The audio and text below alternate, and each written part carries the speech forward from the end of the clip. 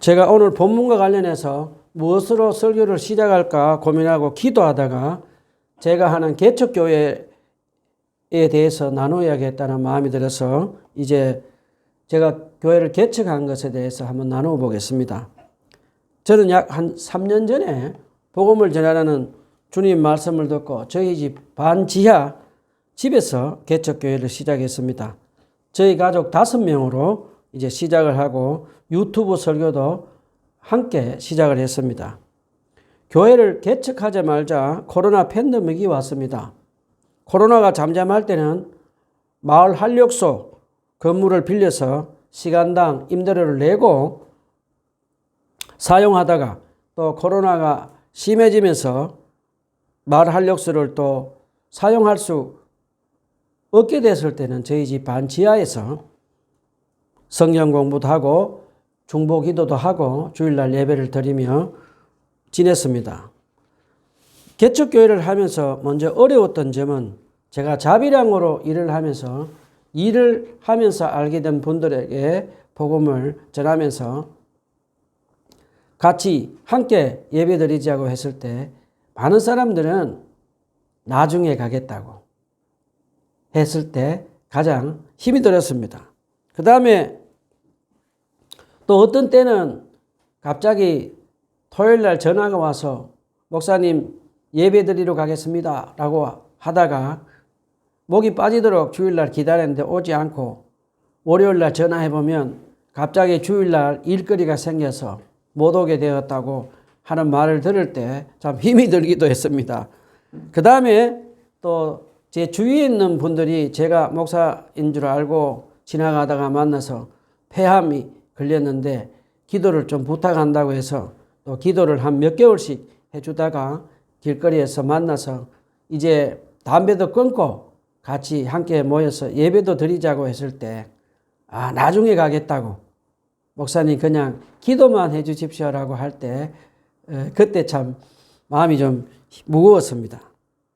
그런데 개척교회를 하면서 또 감격스러웠던 것은 먼 지방에 있는 친척들이나 친구들 중에 예수님을 믿지 않고 믿음을 잃어버린 사람들이 다시 믿음을 회복되고 또 예수님을 믿지 않던 사람들이 예수님을 믿게 됐고 구원받았다는 소식을 들었을 때 참 기뻤습니다. 주님의 사랑과 은혜로 계속해서 예수님을 믿지 않는 사람들과 코로나로 교회를 떠나서 믿음을 잃어버린 사람들이 다시 믿음이 회복되도록 계속해서 복음을 전하며 살고 있습니다. 오늘은 사도행전 14장 8절로 28절을 가지고 하나님 말씀의 은혜를 나누도록 하겠습니다. 사도행전 14장 8절에서 18절까지만 읽도록 합시다. 다 같이 일어서서 사도행전 14장 8절로 18절까지만 읽도록 합시다. 사도행전 14장 8절로 18절 말씀입니다. 시작. 그는 남에서부터 못 걷는 사람이 되어서 걸어본 적이 없었다. 이 사람이 바울이 말하는 것을 들었다. 바울은 그를 똑바로 바라보고 고침을 받을 만한 믿음이 그에게 있는 것을 알고는 큰 소리로 그대의 발을 똑바로 일어서시오 하고 말했다. 그러자 그는 벌떡 일어나서 걷기 시작하였다. 우리가 바울이 행한 일을 보고서 루가오니야말로 신들이 사람의 옷으로 우리에게 내려왔다 하고 소리쳤다. 그리고 그들은 바나바를 제우스라고 부르고 바울을 헤르메스라고 불렀는데 그것은 바울이 말하는 역할을 주로 맡았기 때문이다. 성 바깥에 있는 제우스 신당의 제사장 소수 몇 마리와 회안을 성문 앞에 가지고 와서 군중과 함께 두 사람 제사를 드리려고 하였다. 이 말을 듣고서 바나바와 바울 두 사람도 자기들의 옷을 찢고 군중 가운데로 뛰어들어와서 외치면서 이렇게 말하였다.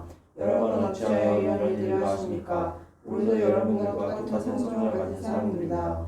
우리가 여러분에게 복음을 전하는 것은 여러분이 이런 헛된 일을 버리고 하늘과 땅과 바다와 그 안에 있는 모든 것을 만드신 살아계신 하나님께로 돌아오게 하려는 것입니다.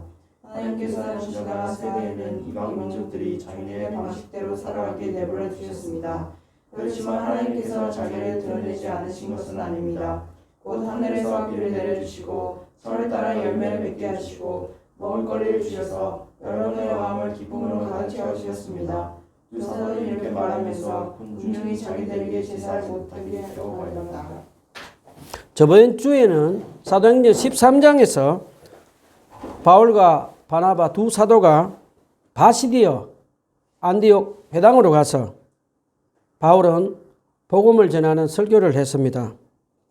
바울은 회당 안에 있는 유대인들과 유대교로 개종한 이방인들에게 복음을 전합니다. 그러자 그곳에 있던 사람들 중에 유대교로 개종한 이방인들은 예수 그리스도를 믿고 구원받으며 기뻐하고 성령으로 충만하게 됩니다. 그런데 반대로 유대인들은 바울의 설교를 듣고 바나바와 바울 사도를 그 지역에서 쫓아내 버립니다. 그러자 두 사도는 어디로 갑니까? 다시 핍박을 당하면서 이고니온 지방으로 이제 떠나갑니다. 사도행전 14장 1절에 7절에 보면 또다시 바울과 바나바 두 사도는 이고니온 유대인 회당에 가서 예수 그리스도의 복음을 전하자 안디옥 교회에서 똑같은 일이 일어납니다. 유대교로 개종한 이방인들은 예수 그리스도를 믿고 구원받으며 기뻐합니다. 그런데 반대로 유대인들은 바나바와 바울 사도를 돌로 쳐서 죽이려고 합니다. 두 사도는 이제 돌로 쳐서 자기를 죽이려는 그 이고니안 지방으로 떠나서 이제 다시 루스드라와 지방에 와서 복음을 전합니다. 오늘 본문은 이제 두 사도가 루스드라 지방에서 복음을 전할 때 있었던 이야기입니다. 우리 한번 알아봅시다. 루스드라는 어떤 곳인지 한번 짧게 알아보고 가도록 합시다. 루스드라는 지금으로 말하면 터키에 있는 도시로 BC 6세기경에 로마의 식민지로 흡수된 곳으로 많은 로마 군인들과 그의 가족들이 주둔해 있었던 곳이었습니다. 루스드라 지방에서는 루스드라 사람들은 자기 말을 따로 사용하고 있었고 헬라인들이 교육과 상업을 장악하고 있었다고 합니다. 그런데 루스드라 지방에는 유대인들은 거의 소수들만 살고 있었고 유대인들이 10명만 모이면 짓는 유대인 회당도 없는 곳이었다고 합니다. 그래서 본문 14장 8절로 10절에 보면 바울과 바나바는 사람들이 많이 모이는 길거리 광장으로 가서 복음을 전하고 있었습니다. 그런데 그곳에는 태어날 때부터 걷지도 못한 안전뱅이 한 사람이 바울이 전하는 복음을 간절한 마음으로 듣고 있는 것을 바울 사도가 보게 됩니다. 바울 사도가 전하는 복음을 이제 우리는 여기서 어떤 메시지를 전했는지 누가는 자세하게 기록을 하지 않아서 정확하게 알 수는 없지만 아마도 사도 바울이 전한 메시지 중에는 예수 그리스도께서 병자들을 치유하신 것을 전하는 메시지도 있었던 것으로 추측이 됩니다. 그러자 바울 사도가 전하는 치유의 복음의 메시지를 듣고 그 안전병이는 자기 병이 치유되고자 하는 강한 믿음이 이제 생겨났습니다. 그러자 성령 충만한 바울 사도는 그 안전병이를 보고 큰 소리로 두 발로 똑바로 일어서시오 라고 말을 합니다. 그러자 태어나서 한 번도 걸어보지 못한 이 안전병이가 벌떡 일어나서 걷기 시작하는 기적이 일어납니다. 자, 그것을 본 많은 루스드라 사람들은 어떻게 합니까? 본문 14장 11절로 13절에 보면 한 번도 일어서서 걸어보지 못한 안전병이가 벌떡 일어서서 걸어다니는 기적을 보고 신들이 우리에게 내려오셨다라고 하면서 루스드라 사람들은 바나바와 바울 두 사도를 이제 신으로 섬기려고 합니다. 그들은 사도 바나바를 제우스 신으로 그리고 사도 바울을 헤메네스 신으로 받들어 섬기려고 합니다. 자, 루스드라 사람들은 제물로 설 소와 꽃으로 만든 화관을 준비해서 두 사도를 이제 신으로 모시려고 하는 그런 일을 벌입니다. 왜 루스드라 사람들은 사람인 두 사도를 신들이 우리에게 내려오셨다라고 신으로 모시려고 했을까요?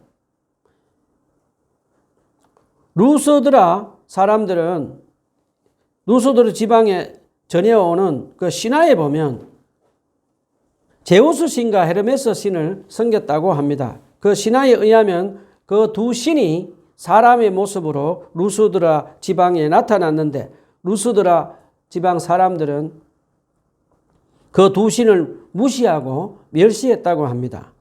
그런데 루스드라 지방에 살던 필레몬과 바우시스라는 가난한 노부부는 그 두 신을 따뜻하게 환대를 했다고 합니다. 그러자 루스드라 사람들로부터 무시와 멸시를 당한 그 두 신은 그 가난한 노부부를 제외한 모두를 홍수로 심판을 했다고 합니다.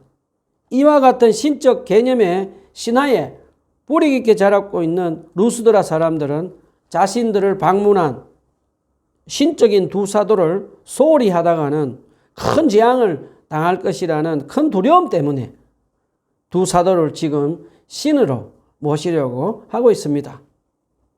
자, 루스드라 사람들이 두 사도를 신으로 모시려고 하자 두 사도는 어떻게 합니까? 본문 14장 14절에 보면 그동안 두 사도는 복음을 대적하는 사람들의 적대적인 태도에는 조용히 있었습니다. 그런데 지금 두 사도는 루스드라 사람들이 두 사도를 신으로 받들려고 하자 두 사도는 그들의 옷을 찢으면서 군중 속으로 뛰어들어가서 우리의 능력으로 이 사람을 고친 것이 아니라 성령 하나님의 능력으로 고친 것이다 라고 하며 우리를 신으로 받들지 말라, 우리도 너와 같은 사람이다 라고 큰 소리로 그들이 두 사도를 신으로 제사드리려고 하는 행동을 이제 가로막습니다. 사도 바울과 바나바는 사람들이 짓는 죄 중에 가장 큰 죄는 스스로 교만하게 되어서 신격화하는 것을 알고 그가 안전뱅이를 고치는 기적을 행한 능력은 하나님이 행한 능력이라고 말을 하면서 두 사도는 지금 사람들에게 받는 모든 영광을 오로지 하나님께만 올려드리는, 하나님께 모든 영광을 올려드리는 겸손한 모습을 보여줍니다.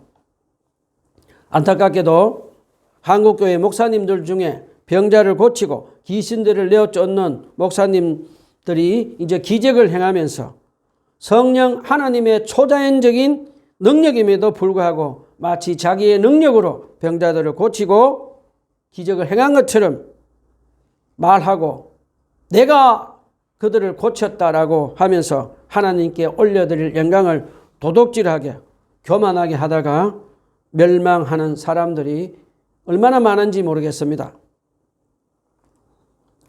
저와 여러분은 늘 성령 충만한 능력으로 병자들을 치유하고 귀신들을 내어 쫓는 능력을 행할 때 늘 겸손하게 사도 바울과 바나바처럼 하나님께 모든 영광을 올려드리는 사람들이 되었으면 좋겠습니다.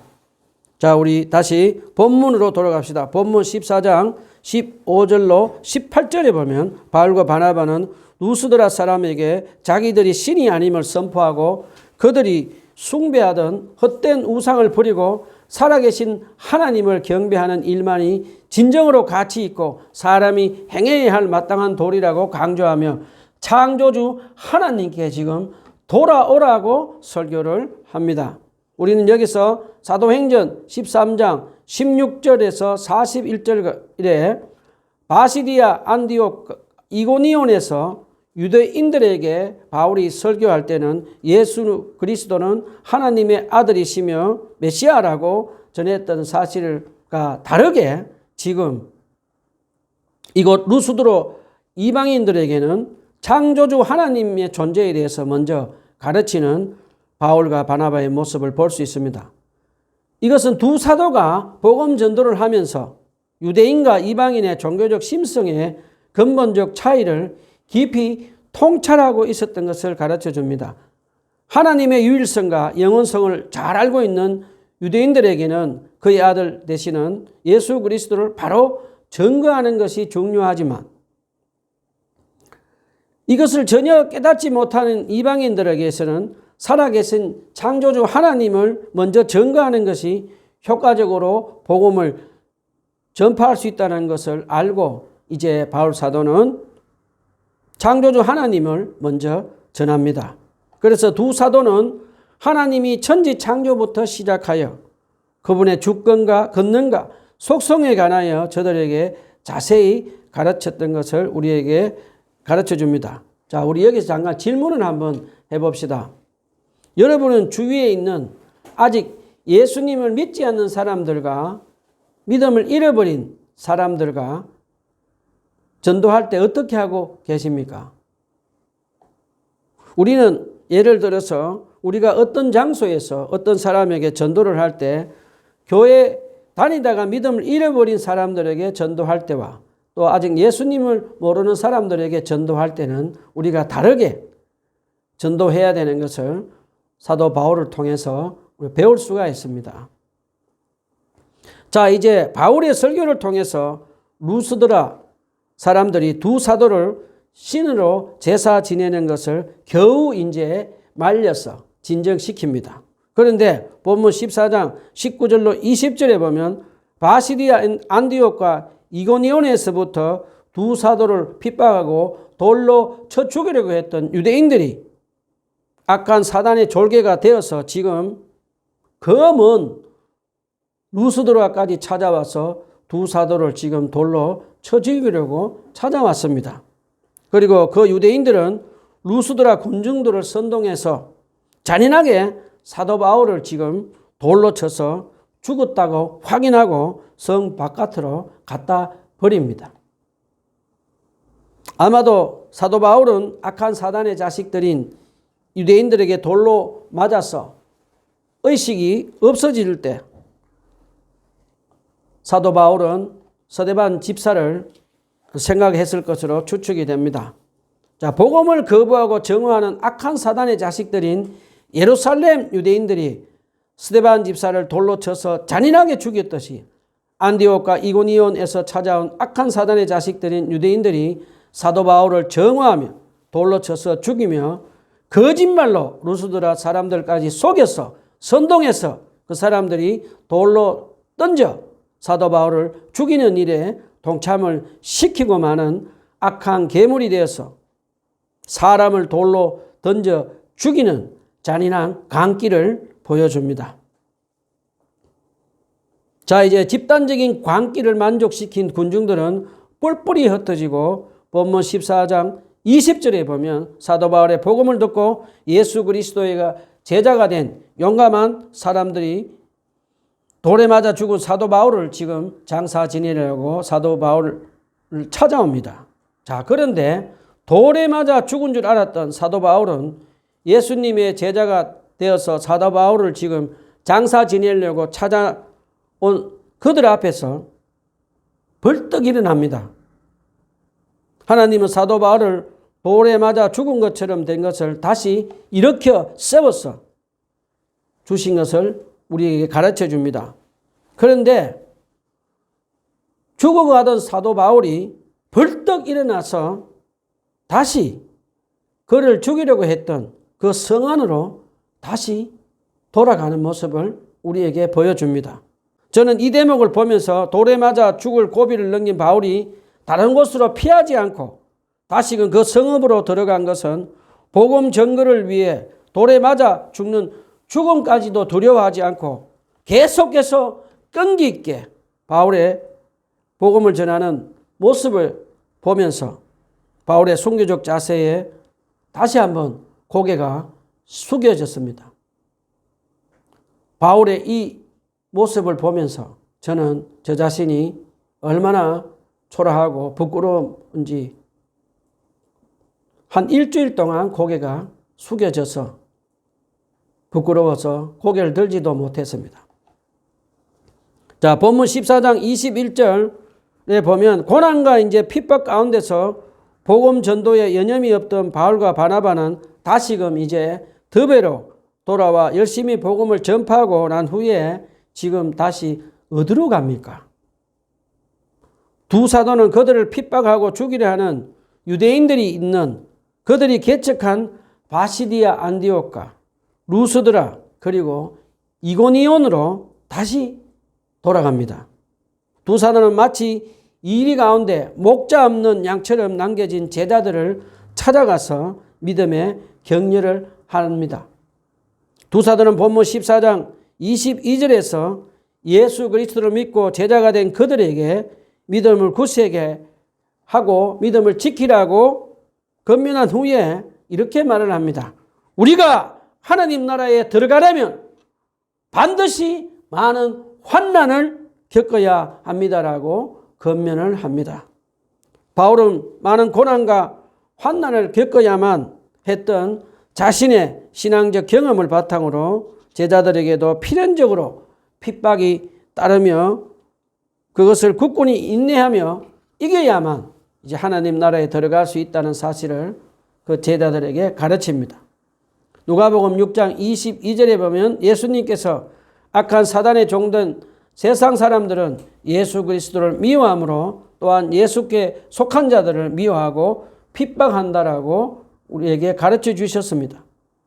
저는 이 대목을 보면서 두 사도가 잘못되면 유대인들에게 잡혀서 또다시 죽을지도 모르는데도 불구하고 두 사도가 핍박과 고난, 죽음을 두려워하지 않고 또다시 용기 있게 자기들이 개척한 안디옥, 루스드라, 이고니온을 되돌아가서 사랑하는 제자들의 믿음을 격려하고 환난을 두려워하지 말라는 권면을 하는 것을 보면서 또다시 저는 두 사도 앞에 고개가 저절로 또 숙이게 되었습니다.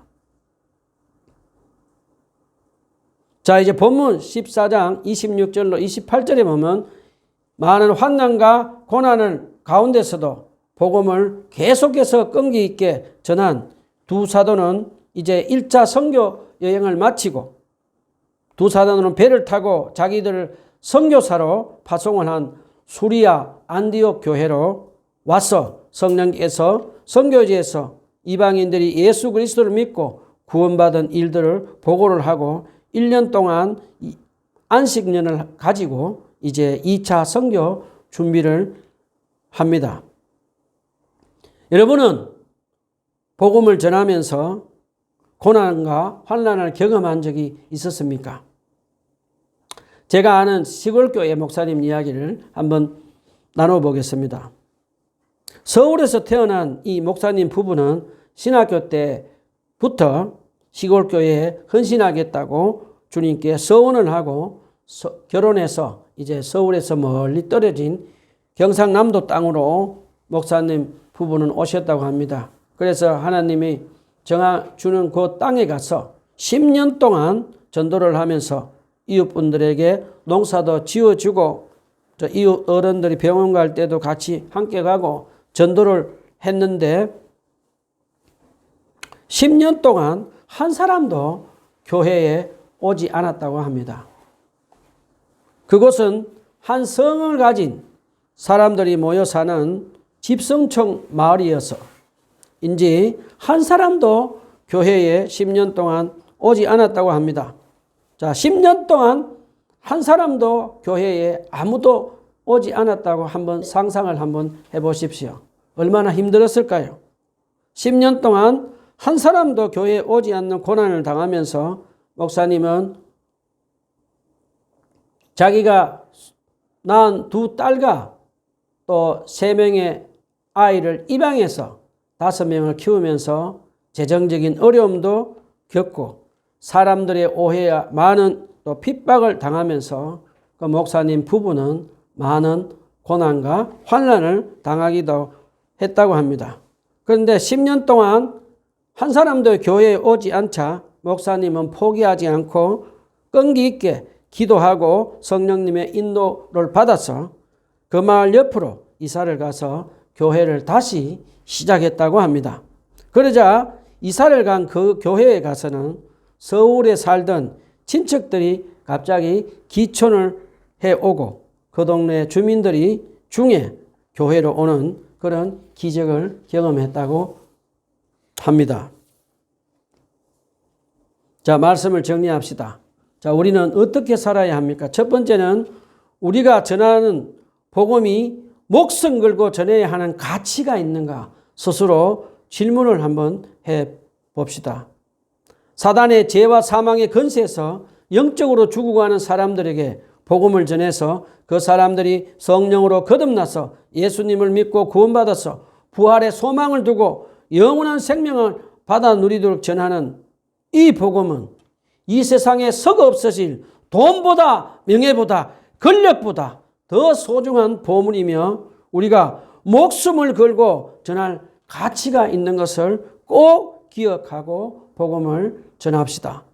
두 번째는 예수님을 믿지 않는 사람들과 코로나 팬데믹으로 인해서 예수님을 믿다가 믿음을 잃어버린 사람들에게 계속해서 복음을 지혜롭게 전하도록 합시다. 그리고 우리가 복음을 전하다 보면 때로는 재정 때문에 고난을 받기도 하고 또 전도의 열매가 안 생길 때도 있고 때로는 사람들로부터 오해를 받고 핍박을 받기도 하는 것 꼭 기억합시다. 그럴 때라도 한 영혼을 천하보다 귀하게 여기며 죽어가는 한 영혼이라도 구원해서 살리고 구원하고 싶은 주님의 심정을 가지고 끝까지 포기하지 말고 성경 말씀을 매일매일 묵상하고 기도로 주님과 친밀한 교제를 하고 성령 충만함을 받아서 성령의 능력과 도우심으로 많은 환난 가운데서도 목숨 걸고 사도 바울처럼 복음을 전하는 저와 여러분이 되었으면 좋겠습니다. 기도합시다.